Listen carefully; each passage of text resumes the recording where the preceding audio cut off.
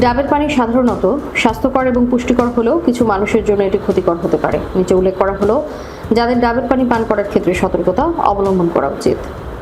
Kidney রোগী। ডাবের পানিতে পটাশিয়ামের পরিমাণ বেশি থাকে, যা কিডনি রোগীদের জন্য সমস্যা সৃষ্টি করতে পারে। যদি কিডনি সঠিকভাবে পটাশিয়াম ফিল্টার করতে না পারে, তাহলে এটি রক্তে জমাট গিয়ে হার্টের সমস্যা সৃষ্টি করতে পারে। ডায়াবেটিস রোগী। ডাবের পানিতে প্রাকৃতিক চিনি থাকে, যা রক্তে শর্করার মাত্রা বাড়িয়ে দিতে পারে, তাই ডায়াবেটিস রোগীদের এটি সীমিত পরিমাণে পান করা উচিত।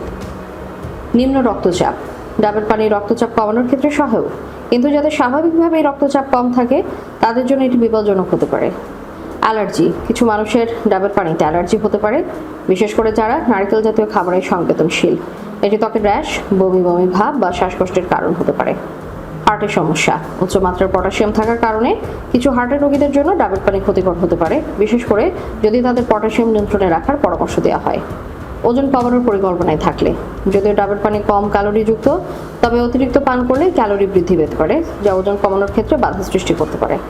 ডায়রিয়া বা পেটের সমস্যা থাকলে ডাবের পানি হালকা ল্যাক্সেটিভের মতো কাজ করতে পারে, তাই যদি কারো আগে থেকে পেট খারাপ থাকে তাহলে এটি ডায়রিয়ার সমস্যা আরও বাড়িয়ে দিতে পারে। আপনার যদি এসব সমস্যার কোনটি থাকে, তবে ডাবের পানি পান করার আগে চিকিৎসকের পরামর্শ নেওয়া ভালো।